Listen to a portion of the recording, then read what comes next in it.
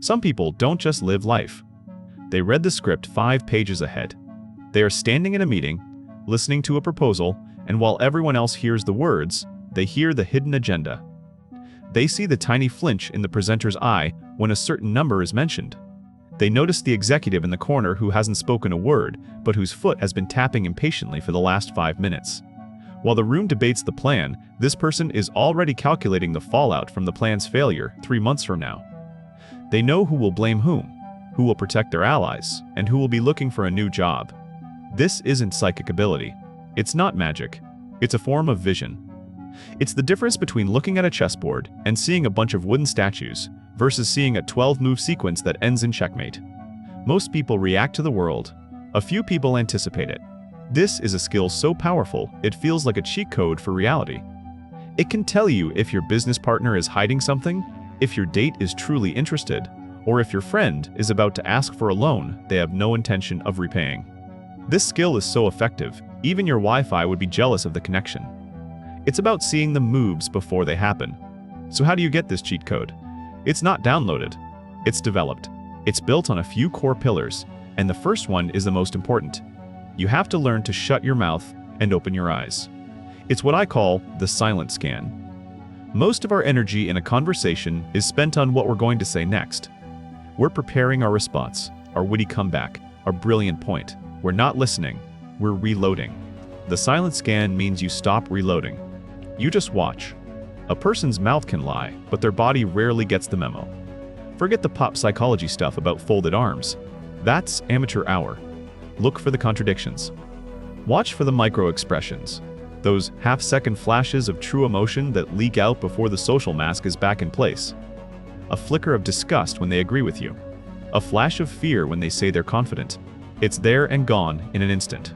He says he's fine, but he just closed the kitchen cabinet with the force of a collapsing star. That's not fine. That's, I know you finished the ice cream fine. His words say one thing, but the energy he's putting into that cabinet door is writing a whole different story. People's hands, their feet, they are terrible liars. When someone is eager to leave, they'll often angle their feet toward the door, even while they're smiling and nodding. Their body is already halfway out of the conversation. This isn't about becoming a human lie detector. It's about seeing the complete picture. The words are just one pixel. The body language is the rest of the screen. Once you start seeing these details, you move to the next level, pattern capture. People are creatures of habit. We think we're spontaneous, but most of us are just running a very complicated program. Pattern capture is about identifying the loops in that program. Your boss, who always drops a quick question on you at 4:59 p.m. on a Friday, isn't forgetful. He's not disorganized. He's running a program. The program is called, "Get one last thing done that I forgot about and make it someone else's problem before the weekend." The first time it happens, it's an incident. The second time, it's a coincidence. The third time, it's a pattern. It's a predictable move. He's not being malicious. He's just being him. But now you see it coming. This applies everywhere. The friend who only calls when they need something. The family member who brings up your past mistakes whenever you feel good about yourself. The coworker who gives compliments right before asking for a huge favor. These aren't random events. They are behavioral cycles. Most people experience these patterns and get frustrated. Why does this always happen to me? It's happening because it's a system. And once you see the system, you're no longer a victim of it. You can anticipate it, and you can choose not to play. You can be busy at 4:58 p.m. on a Friday. Suddenly, you're not reacting to the move. You're sidestepping it before it's even made. It's like knowing where the rain is going to fall, so you can bring an umbrella. Now, seeing the patterns is one thing. Understanding what drives them is the master level. This brings us to psychological triggers. Every person has a hidden if-then statement running their life. A core motivation that dictates their choices. Find the if, and you control the then. For some, the trigger is ego. If you make them feel important, then they will be your ally. If you challenge their authority, even in a small way, then they will become your enemy. For others, the trigger is fear. Fear of failure, fear of being irrelevant, fear of not being liked. If you can ease their fear, they will trust you. If you amplify it, they will panic and make mistakes. Another big one is validation. Some people are so desperate for approval that they will agree to almost anything if it comes with a compliment. Finding these triggers isn't about some deep psychoanalysis. It's about listening. People tell you their triggers all the time. The guy who constantly talks about his achievements, his trigger is ego and a need for status. The person who always apologizes and avoids conflict, their trigger is a fear of disapproval. This isn't about being a bad person. This is about understanding what makes people tick. When you're negotiating, you're not just negotiating over money. You're negotiating with their ego, their fear, and their desires. Knowing their trigger allows you to frame your argument in a way that aligns with their internal programming. You're not trying to change their mind. You're speaking their mind's language. It's the difference between trying to bash down a door and having the key. You can use that key to rob the place, or you can use it to help them unlock a room they've been trapped in. The choice is yours. But there's a cost to having this key. A big one. The price of seeing every angle is living in a room made of mirrors. At first, it feels like a superpower. Then, slowly, it starts to feel like a curse. You start seeing these things everywhere, and you can't turn it off. The cashier smiles at you. And old, you would smile back. The new you wonders what she's trying to get. Is she working for a commission? Does she want a better survey score? The simple human interaction is gone. It's been replaced by a transaction you need to analyze. You're on a date, and they're telling you a sad story. Part of your brain is feeling empathy, but another part, the part you've been training, is running diagnostics. Is this a genuine moment of vulnerability, or is this a rehearsed story designed to build rapport quickly? Is this a person or a strategy? After a while, you stop seeing people. You just see chess pieces, motives, and threats. You hear the lie in every compliment. You see the agenda behind every favor. Trust starts to feel like a foolish luxury, something for the naive. You start to believe that everyone is playing a game, and you're just the only one smart enough to see it. This is the dark side. It's a path that leads to profound isolation. Your friends will love your new ability to tell when they're lying about liking your shirt. They will express this love by never inviting you out again. Because nobody wants to hang out with a walking MRI machine that's constantly scanning them for inconsistencies. The skill begins to warp your perception of reality. You fall into a trap called confirmation bias. You start actively looking for evidence that people are deceptive. And of course, you find it. You ignore all the moments of genuine kindness and focus on the one awkward pause that could mean something sinister. The world becomes a reflection of your own suspicion. You become a fantastic analyst of everyone, but a terrible participant in your own life. You can predict how a relationship might end, but you're too guarded to ever let one begin. You can see the power dynamics in your family, but you can no longer enjoy a holiday dinner. You're too busy mapping out the alliances and unspoken tensions. You wanted to see the code behind the matrix, but you forgot that you still have to live in it.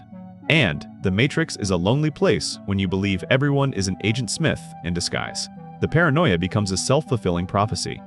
You treat people with suspicion, so they become distant and guarded around you, which you then take as proof that you were right to be suspicious in the first place.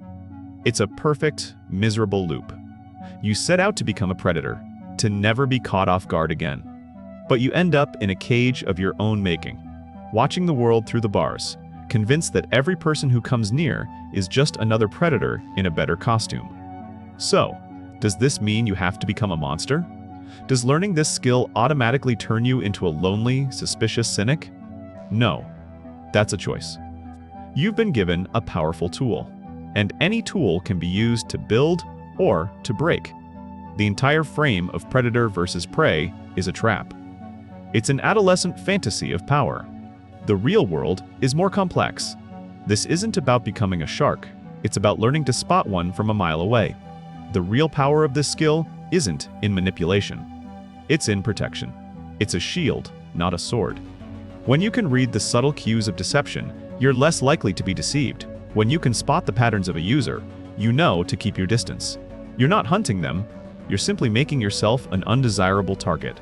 Manipulators look for easy marks, for people who live in reaction mode. When they see you're anticipating their game, they'll move on to simpler prey. And it goes deeper than just self-defense. Seeing someone's patterns doesn't have to be for an attack. It can be for understanding. True, You can see someone's trigger and use it to control them. Or you can see their trigger and understand the fear or insecurity that created it. That coworker who constantly boasts about his achievements, maybe he's not just an arrogant jerk. Maybe he grew up in a family where he was constantly overlooked, and now he has a desperate need to feel seen. That doesn't mean you have to tolerate his behavior, but seeing the source changes your approach. You move from judgment to diagnosis, and from there, maybe even to empathy. The real power isn't seeing how to trick someone. It's seeing that they are about to make a mistake and helping them avoid it. It's noticing the subtle signs of distress in a friend who insists they're fine and knowing to ask a second time. It's leading a team and understanding that one person needs public praise to thrive while another needs quiet, one-on-one encouragement. This skill set doesn't have to isolate you. It can connect you more deeply, because you're no longer just responding to the surface-level noise of what people say. You're engaging with the deeper currents of who they are. So instead of using this to win every argument, you can use it to know which arguments are so stupid they aren't worth having in the first place. This alone will save you 10 years of your life. You learn to navigate the world with less friction, not more. This isn't a new superpower. It's an old one. It's the reason our ancestors didn't get eaten. What we're talking about is a refined version of a fundamental human process called theory of mind. It's the basic understanding that other people have beliefs, desires, and intentions that are different from our own. A dog sees you leave the room and might think you've ceased to exist. A human child, after a certain age, understands that you've gone to another room and you have a reason for doing it. Your brain is a prediction machine. It was built to guess what happens next, from a rustle in the grass to a strange pause in a conversation. Our ancestors, who were good at this, survived. The ones who could accurately predict whether a neighboring tribe was coming to trade or to raid were the ones who passed on their genes. The ones who could read the subtle intentions of others within their own tribe were the ones who formed strong alliances. We all have a theory of mind. It's why you know not to ask your dad for money right after he's looked at the electricity bill. That's not just good timing, that's primitive survival. You are predicting his mental state and adjusting your behavior accordingly. The skills we've talked about, the silent scan, pattern capture, reading triggers, are not some dark art. They are the conscious, deliberate sharpening of this ancient, natural tool. Most people let this tool run on autopilot, clouded by their own emotions and biases. They're using the factory default settings. Learning to anticipate is like taking manual control. You're upgrading the software that came pre-installed. So when you feel that strange tension, that little spark of paranoia that comes with seeing too much, remember what it is. It's the hum of an ancient survival circuit. It's a part of you that's trying to keep you safe. The goal isn't to shut it off. The goal is to learn how to fly the plane, not just be a passenger while it hurtles through the air. So what happens tomorrow? Do you go to work and scan all your coworkers like a T-800, looking for hidden motives and emotional tells? Please don't. You'll be weird and you'll get nothing done. The key is balance. Think of this like a flashlight, not the sun. You don't need it on all the time. In fact, living with it on all the time is exhausting. You only use it when you enter a dark or unfamiliar room. In high-stakes situations, a major negotiation, a job interview, a difficult conversation, you turn it on. You go into full observation mode. You listen more than you talk. You watch for the contradictions. You map the patterns. But when you're just having lunch with a friend, turn it off. Be present. Enjoy the moment. Don't analyze their every word. Trust is a choice, and a life without it is a prison. You have to consciously decide to lower the shield and just connect.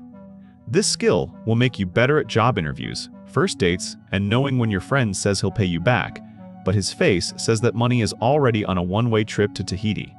In those moments, it's invaluable. The goal is to move from unconscious reaction to conscious choice. When you feel that old, familiar frustration with someone's behavior, you now have a new option. You can pause.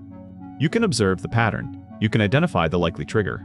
And then you can make a calculated decision about how to proceed. Do you engage? Do you sidestep? Do you address the pattern directly? The power isn't in always knowing the right answer. It's in realizing you have more than one move available. You're no longer stuck in the loop. You're standing outside of it, deciding if you even want to step in. That is the beginning of true freedom. Most people are not playing chess. They're not evil masterminds. They are just trying to get through the day. They are running on habit, on instinct, and on the programming they learned as children. They are lost in their own loops, often blind to the patterns they repeat over and over. When you learn to see those patterns, you are granted a kind of sight that few possess. You can see the invisible cages people live in. You can see the strings that make them dance. This sight gives you an enormous advantage. And with that advantage comes a responsibility. You can use it to exploit them, to win points, to feed your own ego.